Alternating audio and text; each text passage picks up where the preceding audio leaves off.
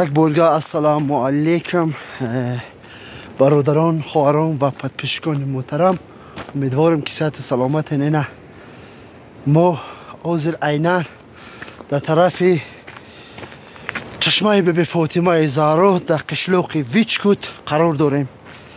خیلی گفتم که کم ترک میگویم این چشمه برای چی در کار ای کسی که کودک نمی شود، ای کسی که پو درد میکند، ای کسی که چیزی درد میکند، این همی چشمه فایده دارد.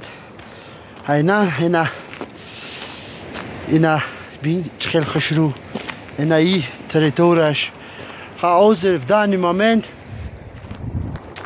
در اینجا خنوکه. اینا بین در درون شاخ، در درون کوه، اینا ای طرف هم کوه ببین. یکی خیلی ما همی وقت آمدیم که ما ای دیکابر خیلی برادرها، خواهران، کسانی که خویشمند هست بیاین. بسیار جای خوشرو اینا بین. اینا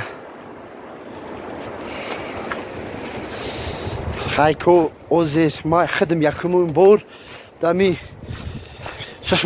چشمه بیبی فاطمه زهرا آمدگیم.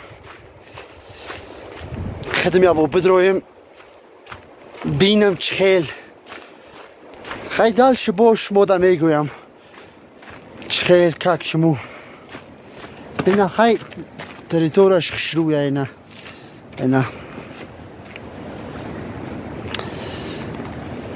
نیکی ماشین راه دارد اما چی هسته سناتورش خشرو توزه آزوده اما چی میگن و دوبس و هسته خیلی اینا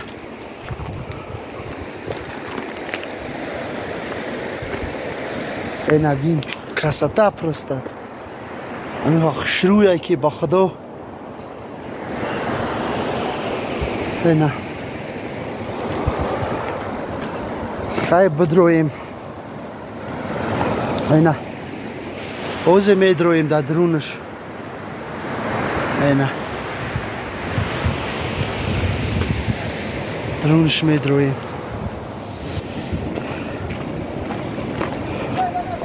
اوزه درونش میدرویم اینا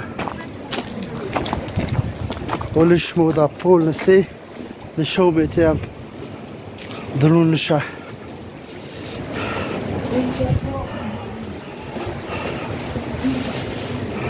اینا ای با فکر درو مادم اینا با ای خیلی جو دارد اینا می خیلی جو دارد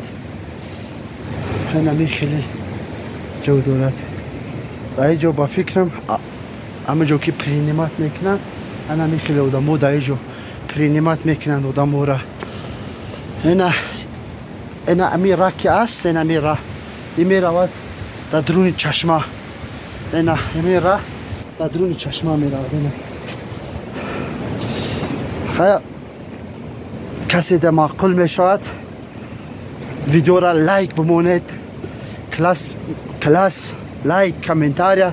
این جای بزرگه، این جای که در یگون جای خیلی جو نیست. اینا می خیلی جو اینا می خیلی میدروید در درونی چشمه بیبی فاطمه زهرا. حاضر پول نستی شما را نشو میتیم. سلام علیکم. اینا حاضر میدرویم اینا